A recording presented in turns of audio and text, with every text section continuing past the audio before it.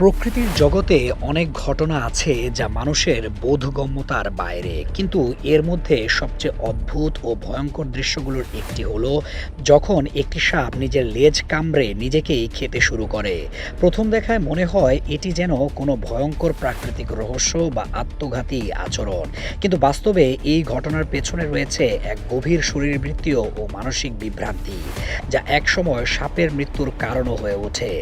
বিজ্ঞানীরা জানান সাপের এই আত্মঘাতী আচরণ সাধারণত দেখা যায় যখন সে চরম মানসিক চাপ, ক্ষুধা বা তাপমাত্রাগত বিভ্রান্তির মধ্যে থাকে। একটি সাপ যখন দীর্ঘ সময় ধরে না খেয়ে থাকে, তার শরীরে বিপাকীয় কার্যকলাপ অস্বাভাবিক হয়ে যায়। এতে সে নিজের গতিবিধি ও শিকার চেনার ক্ষমতা হারিয়ে ফেলে। এই অবস্থায় যখন সে নিজের লেজ নড়তে দেখে, তখন সেটিকে অন্য কোনো সাপ বা শিকার বলে ভুল করে ফেলে। মুহূর্তের মধ্যে সে নিজের লেজ কামড়ে ধরে, বিষ ছেড়ে দেয় এবং অবশেষে নিজের শরীরে মারাত্মক ক্ষতি ঘটায়। এই বিভ্রান্তির অবস্থাকে ইংরেজিতে বলা হয় আওরোবোরোস সিনড্রোম, যার নাম এসেছে প্রাচীন গ্রিক প্রতীকের একটি চিত্র থেকে। শিকার ধরার তীব্র প্রবৃত্তি ও মানসিক বিভ্রান্তির কারণে সে নিজের লেজকে শত্রু বা খাদ্য ভেবে আক্রমণ করে বসে। আশ্চর্যজনকভাবে কামড়ানোর পরেও অনেক সময় সাপ বুঝতে পারে না যে সে নিজের শরীরকেই ক্ষতিগ্রস্ত করছে।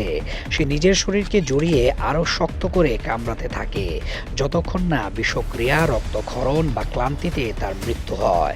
এই ঘটনা প্রকৃতির এক করুণ দিক উন্মোচন করে, যেখানে বেঁচে থাকার স্বাভাবিক প্রবৃত্তি কখনো কখনো মৃত্যুর কারণ হয়ে দাঁড়ায়।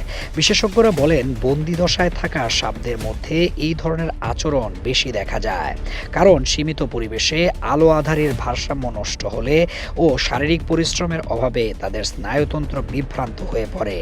এটি কেবল শারীরিক ক্ষুধা নয়, বরং মানসিক চাপেরও ফলাফল।